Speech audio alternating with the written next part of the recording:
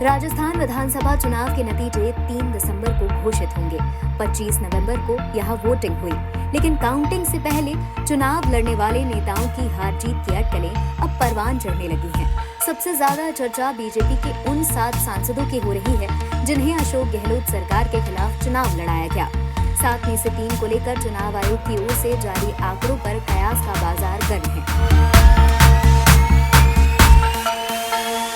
सबसे पहले बात राजवर्धन सिंह राठौर की। राजस्थान के सबसे बड़े विधानसभा क्षेत्र झोटवाड़ा से बीजेपी ने अपने सांसद राजवर्धन सिंह राठौर को चुनाव लड़ाया। यहाँ बीजेपी ने अपने पूर्व मंत्री राजपाल शेखावत का टिकट काटा। एक और दावेदार को भी मौका नहीं दिया गया। ऐसे में बीजेपी यहाँ अपनों की बगावत में उलझी रही, जबकि कांग्रेस ने अभिषेक चौधरी के रूप में युवा और नया चेहरा सामने रखा। वोटिंग परसेंटेज का आंकड़ा अलग कहानी बयां कर रहा है। चुनाव आयोग के आंकड़ों के अनुसार साल 2018 में यहाँ 72.4% मतदान हुआ। इस बार इसमें लगभग 1% की गिरावट आई और 72% मतदान हुआ। अब यहाँ सांसद के चुनावी मैदान में उतरने के बाद भी वोटिंग परसेंटेज बढ़ने के बजाय घटने को लेकर कई मायने निकाले जा रहे हैं। अब आते हैं दूसरी सीट पर। झुंझुनू की मंडावा विधानसभा क्षेत्र लंबे समय से कांग्रेस का गढ़ मानी जाती रही है। यहाँ अब तक के चुनावी इतिहास में 9 बार कांग्रेस ने जीत हासिल की है।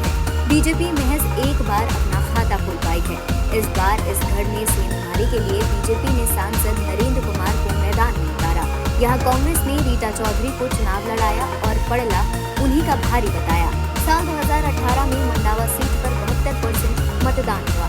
इस बार भी वोटिंग परसेंटेज कम रहा और मतदान 73.99% रहा।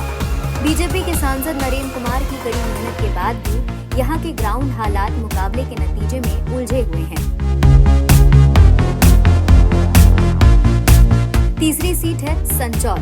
संचौर विधानसभा सीट पर बीजेपी ने अपने सांसद को चुनाव लड़ाया। यहाँ से देवजी पाटिल ने चुनाव लड़ा। उनके सामने कांग्रेस प्रत्याशी सुखराम बिश्नोई के रूप में कड़ी चुनौती रही। जालौर में कुल 69% मतदान हुआ। यहाँ संचौर में सबसे ज्यादा 80% मतदान हुआ। संचौर का मतदान परसेंट 2018 के चुनाव से कम रहा। 2018 में 51% मतदान हुआ था। कम मतदान से सांसद की चिंता भी अब बढ़ी हुई है। NBT online report.